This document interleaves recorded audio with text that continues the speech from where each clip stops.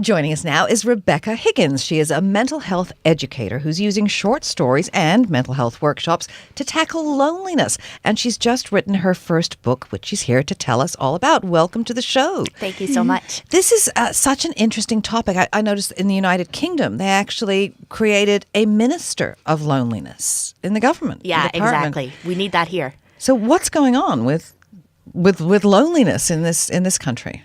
I think loneliness has always been there. I think our leaning towards technology has sort of increased our isolation rather than our connection in some cases. We're so fast-paced all the time. And I think in this society, too, we're very individual-focused. There's not the same emphasis there used to be in terms of family and connection and community. And so a lot of times I think when people are suffering, they're actually, I don't always think it's the right thing to pathologize people and say they have this illness or that. Sometimes it's loneliness that's at the heart of it. And that's something we can do something about through our connection. It's funny that you say that because we were talking, I think, not long ago about, we had a guest in talking about online dating and people in their 20s, early 20s and late teens dating online, and you're thinking, are they not meeting people?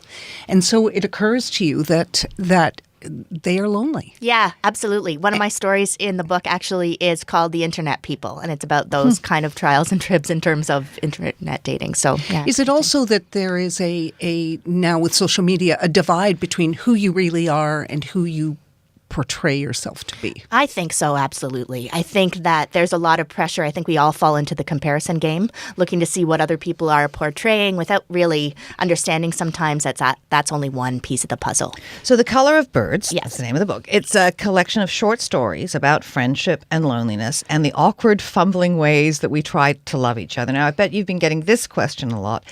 Is your mental health work related to your fiction writing? Well, for the most part, it isn't, with one notable exception, and that is that in both cases, in both areas of my work, I'm very interested in loneliness, as we've been talking about, and the strange things that people do to try to mitigate that. So I hope that people come away from both my workshops and my book feeling a little bit less alone. And what are the strange things that people do? In life or in the book? So in the book, my characters find themselves in some interesting situations. One person steals books only to toss them in the pond. Somebody else finds themselves on a first date that turns into an AA meeting.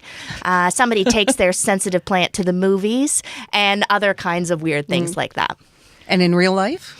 In real life, I think we're all weirdos. And that's why I think I'm really drawn to people who kind of stick out and look different, or even more interestingly, pass as normal, like me, and then underneath are quite weird.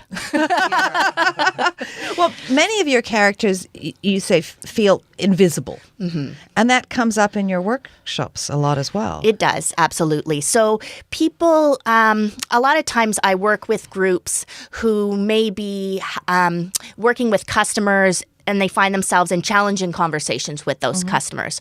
So, for example, I work with library staff, security guards, lawyers, nurses, all kinds of people who may find themselves with people who are angry sometimes. And my thing is that what's most often under anger is something more vulnerable, sadness or fear. And so sometimes we use anger to try to cover up the more vulnerable things underneath. So I hope in workshops I try to talk about reaching across and how to support somebody and walking alongside them, because we can't fix somebody else or their problems. The most we can do in this life is walk alongside them. So I try to find ways to do that. Now, you use humor to talk about your experience with depression, and you have some experience with what you call the Depression Festival. What is that? The Depression I just need Festival. to know the answer to that question. Sure. Yeah, the Depression Festival. It's very easy to get tickets, but nobody has the energy to go. Okay. Very good. Do you hope that other people find themselves, or at least people that they can empathize with in your stories? Yeah, absolutely. I mean, when I was a kid, my favorite book was Harriet the Spy, and I really identified with Harriet. And I reread that book a little bit ago as an adult, and I still identified with her. I still felt like, gosh, that's me. So if I can reach anybody, if anybody can read my book and think, if not, that's me, which would be great, but at least, I get those people. I can connect with those people. That's what I'm hoping for. Any more in the works? Yes, I'm working on some more stories on the next collection, some more weirdos to look forward to. You found your niche here. I do. You have. Yeah. So where can people get a copy of The Colors of Birds? So it was published by Tightrope Books at the end of last year. So people can buy it through Amazon. You can ask for it at your local library or bookstore, or you can contact me directly through RebeccaHiggins.org. Where can people learn more about your mental health workshops? So you can find out everything you need to know about that on mentalhealthworkshopstoronto.com. What's the one thing that you really hope people take away from the books? I hope people take away the fact that we're all weirdos. Everybody interesting is a weirdo, and that we can kind of mitigate that sense of loneliness that we share that's very universal by sharing in these stories. That's what I hope. Excellent. Thank you very much for coming in and telling us about it. Thanks so much for having me. Well, she